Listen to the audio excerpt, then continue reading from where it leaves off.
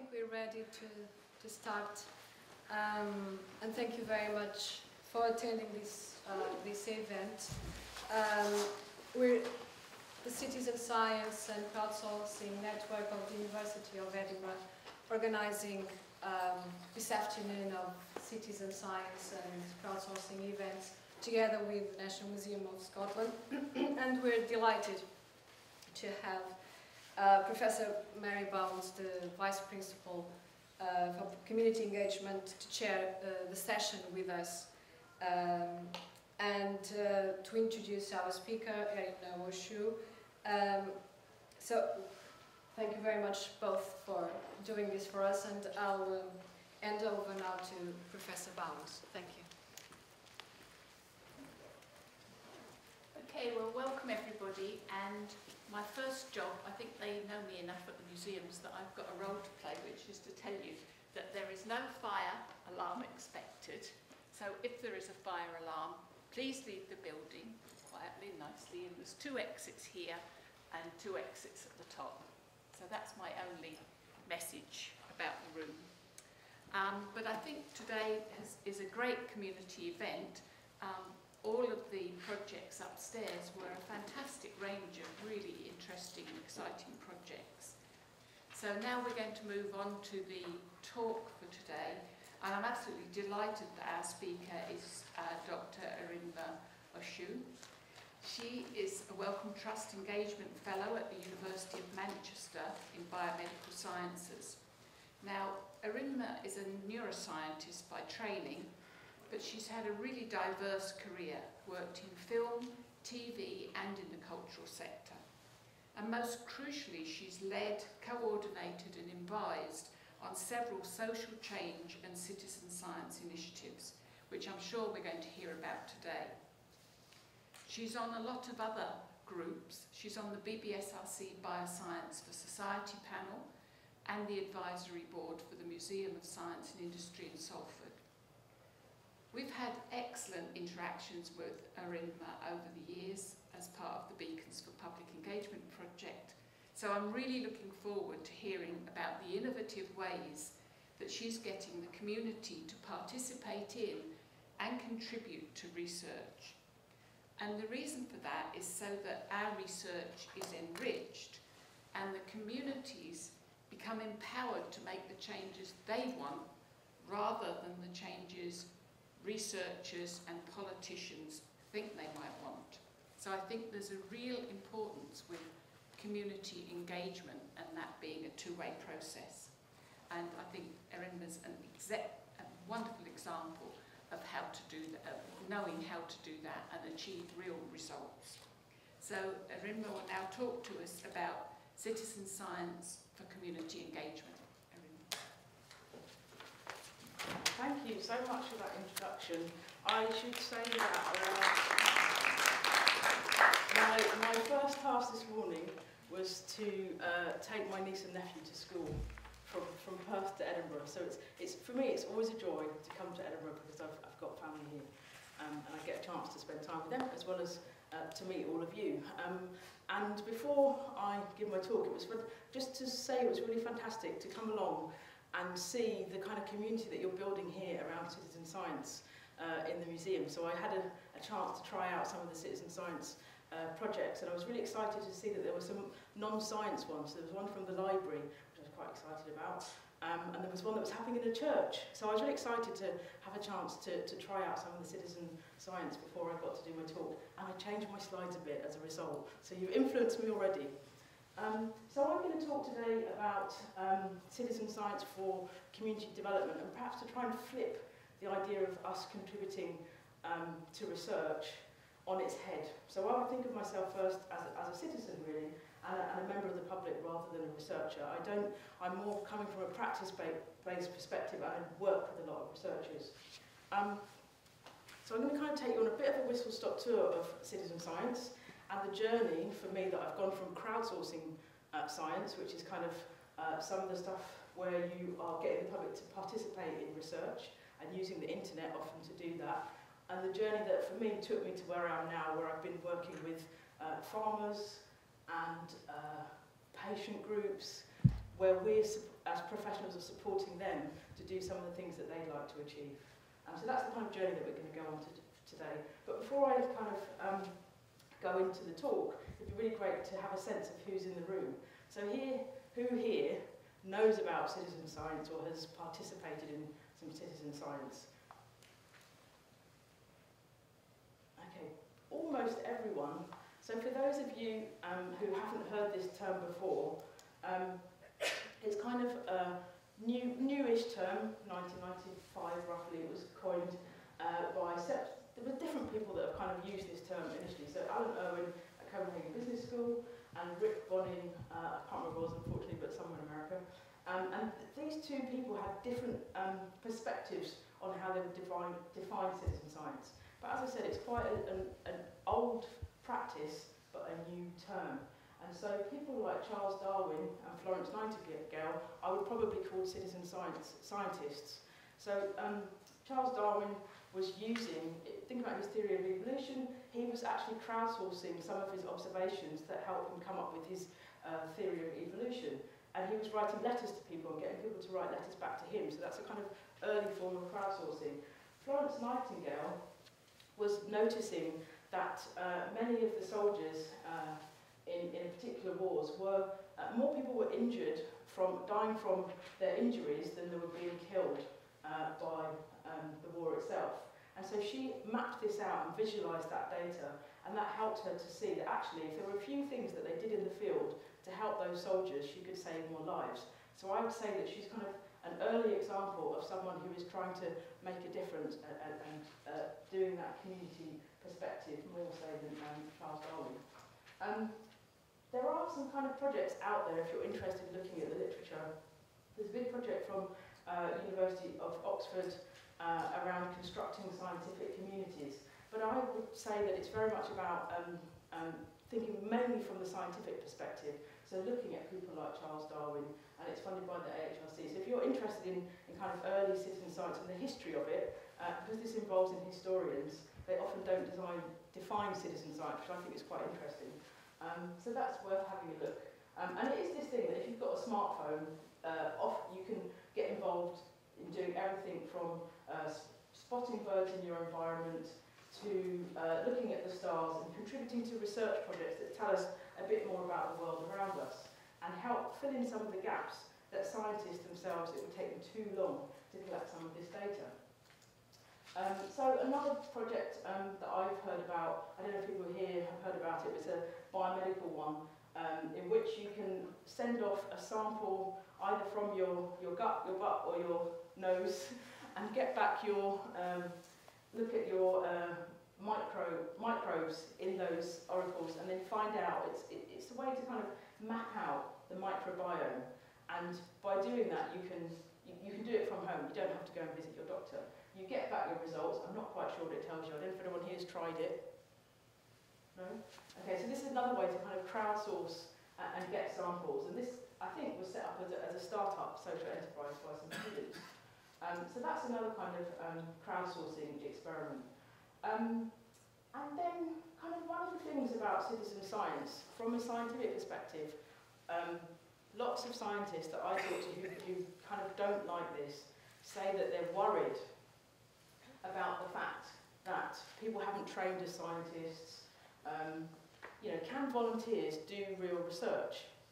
And so my sort of take on that is actually, you know, as scientists, I trained as a neuroscientist many years ago, too many years to remember, at the University of Manchester, and actually, as a kind of scientist who's learning to be able to do science, it's about the practice and how you learn to do that practice and being part of a community that does science.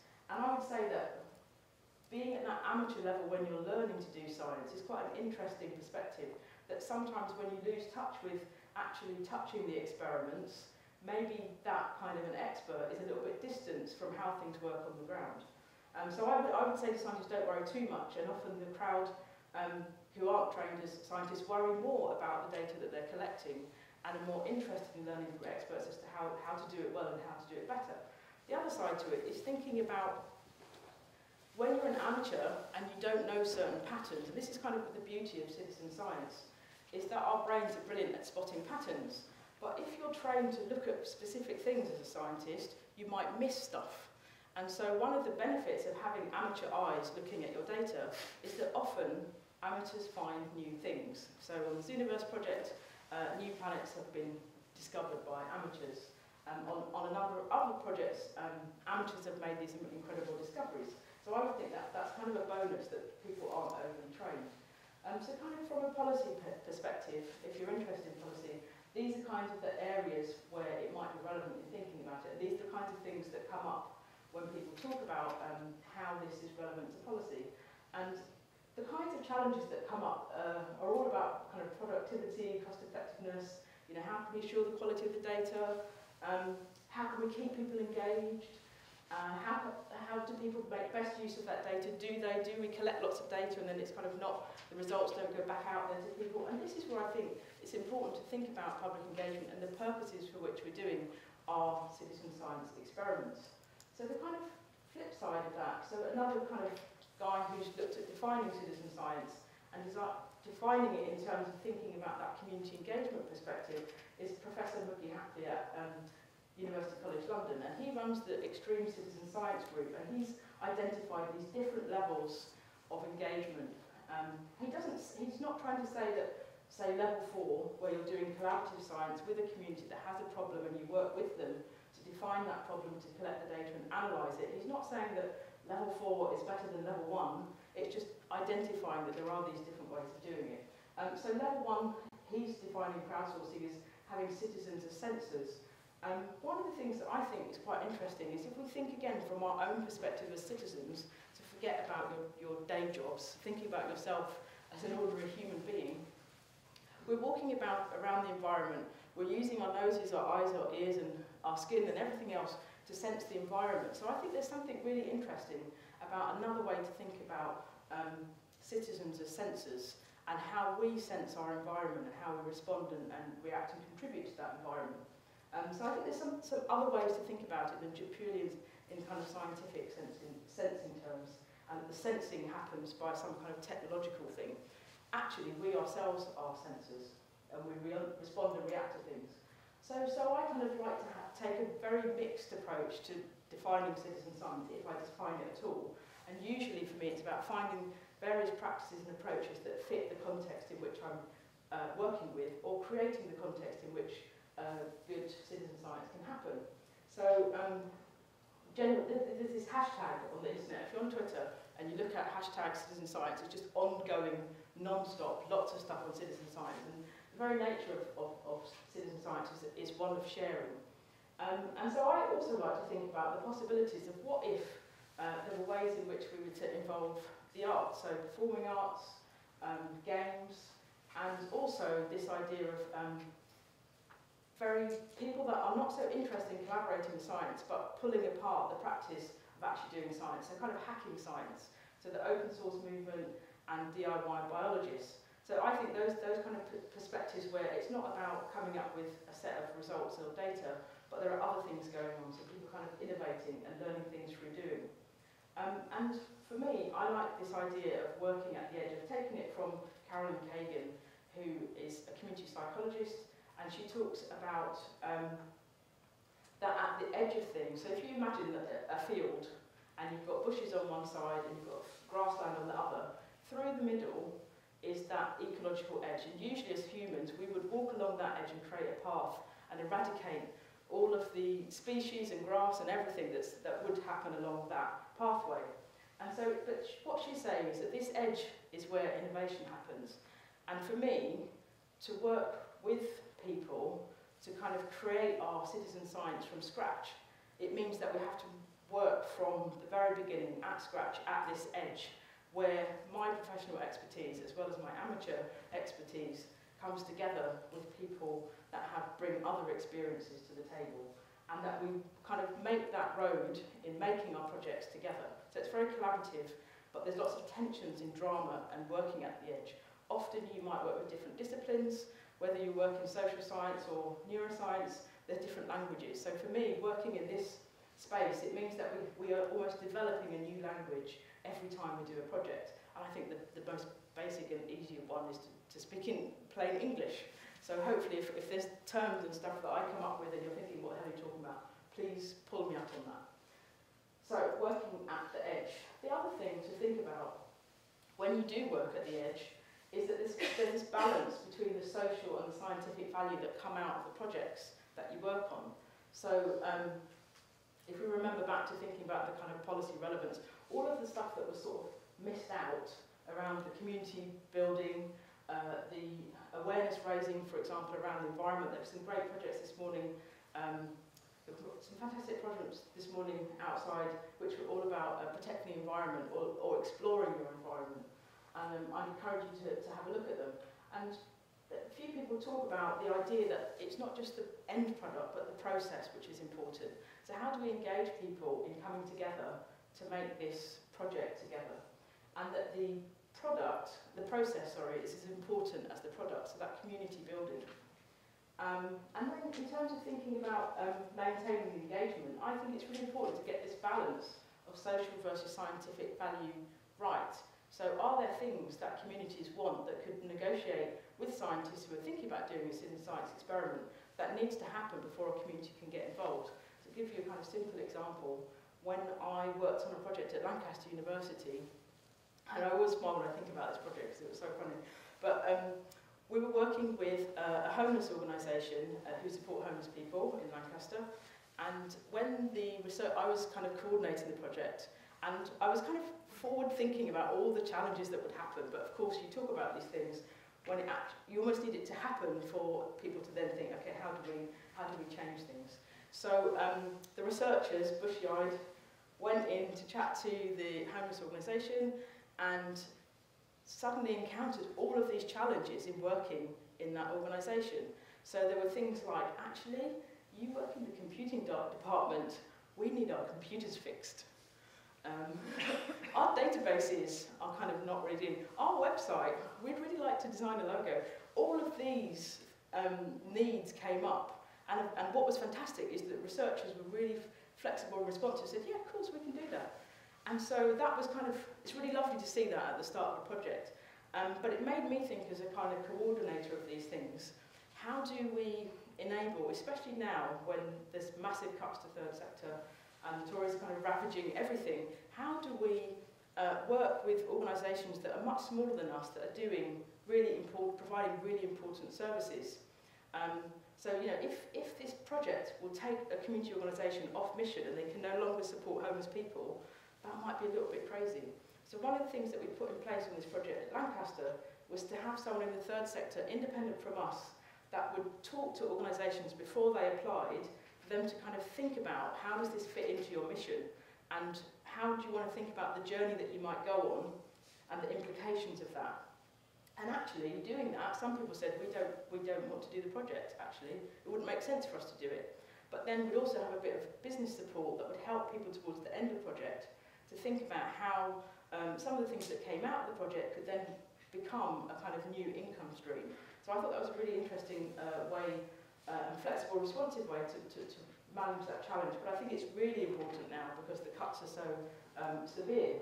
So the first project I was going to kind of tell you about, my first crowdsourcing project, was a sunflower project called Cheering Sunflowers. And rather than talk about it too much, I've got a video to show you.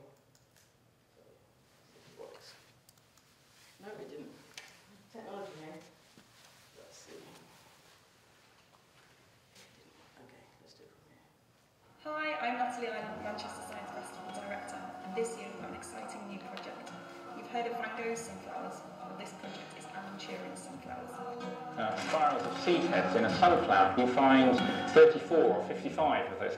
So you saw these patterns of numbers in plants? That's right. And that was amazing because those aren't just numbers plucked from the air, those are numbers that mathematicians know about and have got a name for, called the Fibonacci sequence. We've got people growing sunflowers all over the world, and here in Manchester. Imagine a city full of yellow sunflowers. I mean, the visual impact is going to be incredible.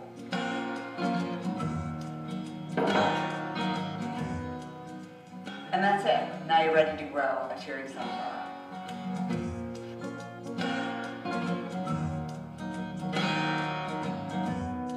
Sonny has grown absolutely massive,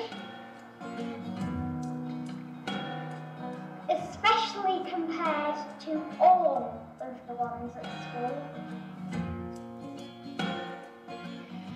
These are sunflowers, 6 or more, growing outside our front door. Growing taller and taller every day. We have a view of Montego Bay. We are glad to be part of Alan Turing's fun from Jamaica, our home in the sun. We are hoping to come to the Museum of Science and Industry in the autumn to count the seed heads.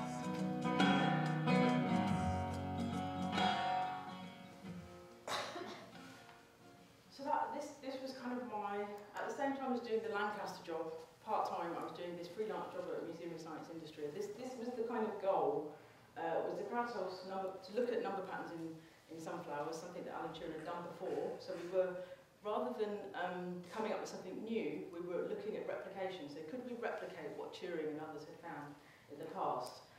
But by collecting lots of these sunflower heads, would we find different types of Fibonacci patterns, or maybe even some non-Fibonacci type patterns in these sunflowers? And Jonathan Swinton, in the middle, he's the guy who came up with this idea. So it was the year of Alan Turing's centenary of his birth, 2012. And Natalie Ireland was at the Museum of Science and Industry at the time as director of the Science Festival. And kind of these were the goals. But then kind of incredible things happened. So we saw this slide where people were pledging their sunflowers. So what surprised me about this project was that loads of people would get involved in different ways that was not necessarily contributing to the scientific data, and that would kind of make Jonathan a little bit nervous. But I'd be like, this is exciting. So lots of people would pledge their sunflowers all over the world, whether they could actually grow them or not. And people did some amazing things. So people would, there was one guy, Matty, who was at a code club, and he had done this thing for the Olympics, where he had got all the pictures of the Olympics and kind of made a picture of this guy. Who's that? Anybody? Yeah. Okay, so he crowdsourced that and made a picture. And I went round to the code and I saw him do it. I was like, that's amazing. Could you do something with this? And he said, yeah, no problem. 10 seconds later, one thing he taught me was you have to put all your pictures to Creative Commons. I can't do it otherwise. And so that was something we did, and then he kind of came up with this. So just using our Flickr stream that people were using, putting their pictures up.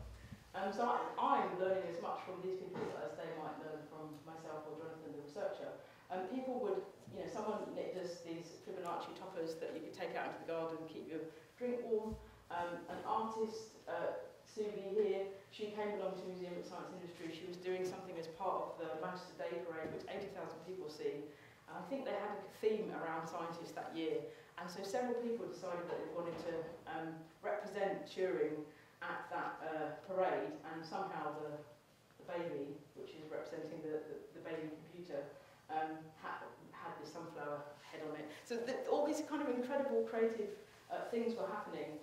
And Isabel, who you saw in the video, the top left, that was her way to count the spirals in the sunflowers. And she did that before I could even develop the resources to put out there to show how to do it, because she came along with her mum to an event and we did it together. So she was kind of showing, okay, this is how I would do it. And so I was kind of drawing on people's fantastic ideas, and actually they made what I did so much more practical. And people would tell me about all the mistakes I was making, saying, no, the form is wrong, so for capturing data and things like that. So it's fantastic that people were really contributing to that project. And so the only thing I could really do to kind of give back to them was people would write blogs or pieces about their work. So one person once, you have to kill the sunflower and chop its head off in order to count it. So we kind of made a bit of a drama about that. And one person had an exhibition in Preston which showed a photograph of their sunflower. So they were kind of, and we could encourage that people go along and see that. So there are all these things that are happening all the time. Old, retired mathematicians would phone me up and they wouldn't want to get involved in the experiment, but they want to chat through to me and say, okay, Erinma, I just want to check in, about the maths. He'd be sat there with a glass of wine. So we'd have these conversations, and for me, it was quite overwhelming on a part-time 50% job, but these were the most wonderful things about this project and why it's so memorable to me. So what else did people do? They didn't just grow sunflowers. So this is a bit of evaluation that was carried out by Sally Ford at University of Manchester. She is a freelancer. And she surveyed people that were participating, and we found that people were spreading the word, some were growing sunflowers, some were holding events that others could then get involved in. People were running their own events, people were creating their own resources in the curriculum and learning resources. Some people gave talks about it. So we would just put material out there, it's Creative Commons, do what you can with it, which is fantastic. And this is many of the partners that were involved in running that project, who didn't just work at the Museum of Science and Industry, they worked at very many different institutions, and this is many of them. What was great is, I talked before about kind of walking the road together, and I really felt this in practice on this project. So Eastland Homes, who are kind of social housing agency in Manchester, they came across the project and they said, we want to get involved. And I said, oh, why? They said, well, because we need to do something about equality, diversity. Alan Turing was gay. We want to do something around that. And so we're going to have a whole fun day, and other things will happen, but we want people to do something that can work towards thinking about equality and diversity around LGBT perspectives. And I thought that, fantastic that people are coming at it from their own perspective. Twig shared their kind of learning resources with teachers, which usually cost lots of money. The National Trust grew sunflowers. Who else was there? Dig the City, which is a kind of public-private partnership in the centre of Manchester, had a kind of sunflower corner, so people who didn't have a garden, could come along and visit sunflowers that they planted themselves, and we did the same at the Museums of Science and Industry. John O'Brien planted sunflowers as well. BBC Outreach helped us with the crowdsourcing of those videos that you saw that came from all over the world. These are some of the things that come up, and I don't know, for people that here have done citizen science, the thing that's really helped me as a practitioner to think through these challenges that come up as they come up is Professor Sarah Banks, who's at Durham University. So she works on community-based participatory research, so getting communities involved in doing research, but research that communities are interested in doing. And these are all of the kinds of challenges that come up as researchers and community folk work together. And so for me, rethinking that whole End Citizen Science project from these perspectives really helps me to think about these things as they come up, and that we can unearth them and talk about them and communicate them, the power struggles, the ownership, all of these things come up on those projects, privacy details. On the Turing Sunflower one, we had a checkbox where it said you don't want to submit your data to the wider data pool, and one person ticked that, and you really have to honour that. But there are other things, so the kind of institutional ethical review process. If you're not at a university, one of the things that we have to do at universities is we have this review process, and you put forward all the ethical challenges that come up. But the kinds of things that I'm talking about now aren't always the things that will be reviewed, especially in a science department, who might not think about all of these community perspectives. So the great thing I felt was that Sarah came up with some of her community participants, was to think about everyday ethics, and how these are some of the principles by which, if you're working with communities, that we think through these perspectives actively in the project. And a really challenging one is how you take action together, collectively. Everyone's kind of behind making decisions. So these are some principles. I've got reference at the end if you want to have a look at them. The other bit that was kind of lacking to me there was thinking about the environment. So I'm quite passionate about the environment, and became very passionate about the environment through the Sunflower Project. One of the things that the evaluator noticed was that people were doing their own experiments. They weren't just doing the Sunflower Project. Some people were doing insect spotting projects. And that to me was really fascinating, that growing these sunflowers was facilitating that could happen. Anyway, so kind of long story short, having done that Sunflower Project and spent quite a lot of my time outdoors, going to visit sunflowers, not at my desk really, there was this massive leap that went from doing that project to starting to grow food. There was another research project in between. I'm not going to talk about that because it would take too long. But my partner, Caroline, is very interested in farming. We'd worked on a project in which we documented how people might map out spaces in cities to grow food. And that kind of led us on to thinking about how could we contribute as citizens to make a difference to our urban environment and to grow food really locally so that we're contributing to that wider perspective in thinking about our planet. And so we started farming. I started volunteering to start off with because I wouldn't see her otherwise. But very quickly you kind of get embroiled in farming. And as we were farming, there are many, many challenges with farming. This is organic farming, so everything is by hand. All of the weeding, everything. And there are many challenges that come up when you do farm, and you don't always have lots and lots of time to make the changes that you need to make as you're farming. But farmers are incredibly innovative, so they kind of make things as you're going along that are just good enough. So things like the lock on the polytunnel is just a piece of wood that kind of slots in. Let's see, what else is there? One of the things we need to do if we're growing squash is that we lay down black plastic mulch that covers from one end of the field to the other, and that a mulch kind of forms underneath it, and then you have compost underneath it, and that helps the squash to grow and be really tasty. But that can take absolutely hours to do. So one of the things we thought, having been on this farm, is what if we worked with farmers to bring on designers, scientists and so on to help farmers to make some of their farming challenges possible. And so the other type of citizen science, where science serves the citizen, Alan Irwin, who I spoke about at the beginning, he was saying, what if science could serve community perspectives for sustainable development?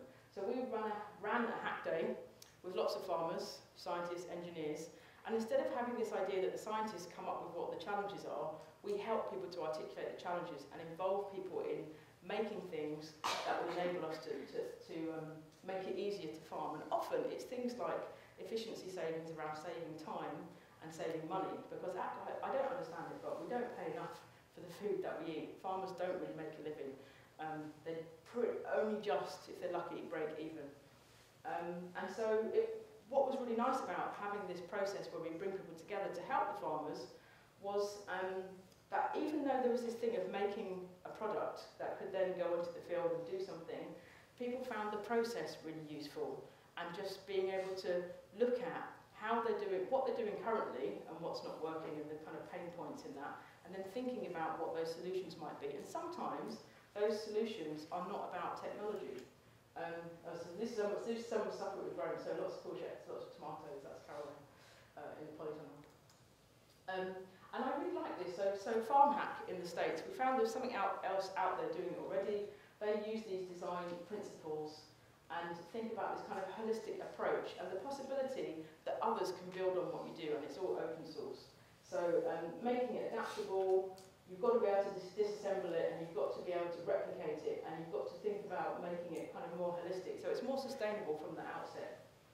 You can look this up. If you just Google Farm Hack, you'll find it. So when we run this hack, you take these principles on board. Lots of partners involved in that one. And then kind of having gotten involved in that, I was kind of thinking, okay, how can I flip this entirely and think about how we really can address some of the big challenges? And one of the biggest ones is think about climate change.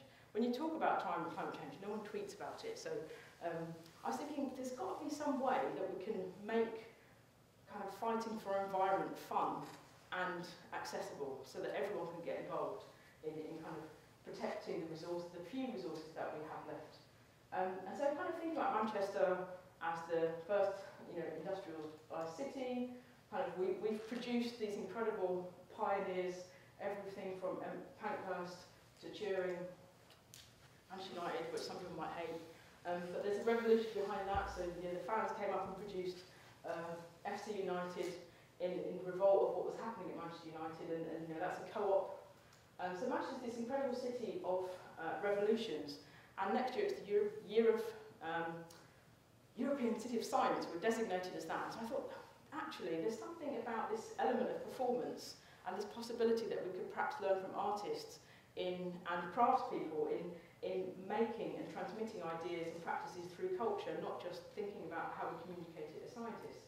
So, and there's as much learning that scientists could get out of working with musicians as might go the other way.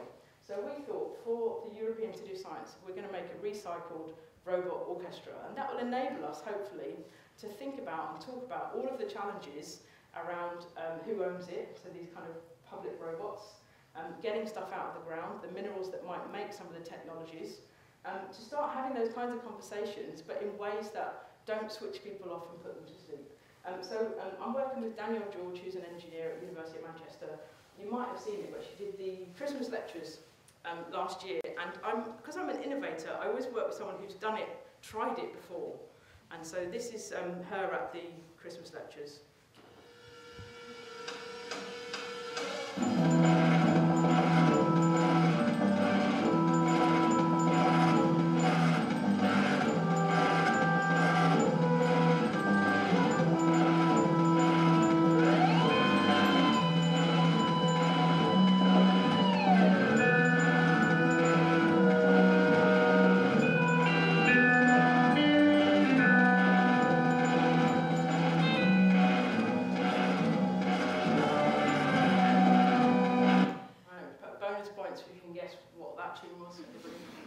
I think no one doesn't know, is there? No.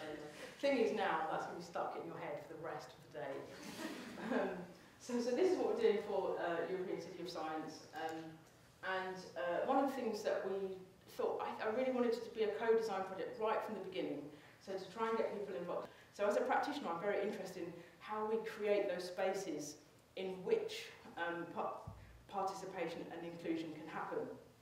So we held a co-design challenge that involved the teachers, the kind of engineers and computing people and robotics people and so on, and came up with, because people are brilliant at thinking about what would fantastic failure look like from an environmental perspective, from a musical perspective, so people came from orchestras and so on, and then thinking about what's this journey to success. But I kind of came away from it thinking, actually, I'd love to do this with a bunch of kids who wouldn't necessarily come up with the things that they came up with, but we could perhaps make our way to thinking about this project, and but it helped me to see where the tensions were. So these are all the fantastic people that came together and we did it in a crowdsourced way actually. So Annie in the middle, she managed to get a room booked with Manchester Metropolitan University. I did the Eventbrite. There were loads of other things. So we were crowdsourcing all our assets to kind of make the project happen because there was no money at this stage, and there still isn't very much.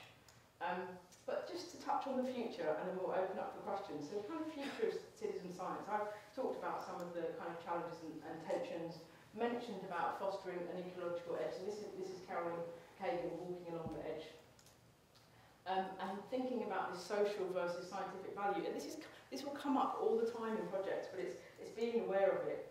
So I think one of the big challenges is thinking about data-driven storytelling and data. There's so much data out there now that everyone wants to get their hands on it, and they will actually pay to get hold of this data. So if you've done that Facebook challenge where they kind of ask you what's your most used words on Facebook, that app is taking your data and it will sell it on to other people, I discovered.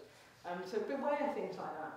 But it's how do we as communities hold on to that this data is ours and it's owned by us. And so this is going to be very powerful around how people make decisions and finding out about people and decisions they make.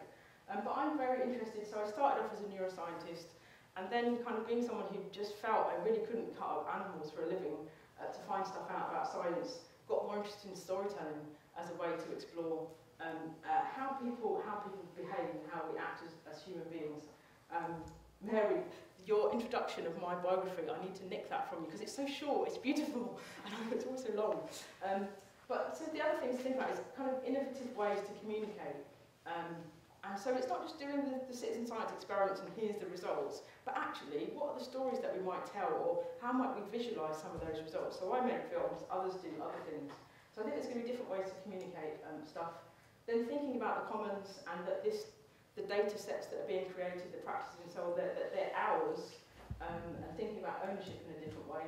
I came across this one just today and I absolutely loved it. Heat hack. So I met Jean, who was looking at frugal technology really to explore challenges with heatings in churches and then developing that with different communities. We had a fantastic chat. Great way to visualise it using balloons to see kind of. So I think using frugal technology and recycling is a really kind of, it doesn't sound very innovative, but I think it's the future of citizen science. And just so you've got this perspective, I'm rethinking ethics and rethinking expertise. There's some great resources out there, so these are those principles again. And I would really recommend, so whenever I do citizen science and I get lost, citizen science projects and I get lost, I always look to these guides that have been developed to help people think through the decision-making process. And they're not big, long academic papers, they're really practical and useful ways in which to kind of think things through. And I think we've got a couple of them here that can be taken away, and they were outside earlier. So there's lots of help and support out there. You don't have to reinvent the wheel. These are all my references. I'll put the slides online afterwards. My Wellcome Trust Fellowship has finished now. Very sad about that, but also very glad because it felt like there was this weird specialness over me, but now I can just go back to being an ordinary person. What was really fantastic about the Wellcome Trust, if anyone's visited in London, is the kinds of resources that they have there. So their Wellcome collection, their exhibitions, their staff, and just that possibility that you can have, I had 2 years paid by someone else to go out and explore things, and I'm going to take that perspective of being a bit more reflective into my practice in the future. So the slides will be here if you want a copy of them. If you've got any questions, it'd be great to discuss. If you want to get in contact, that's my email address. Thank you so much for listening.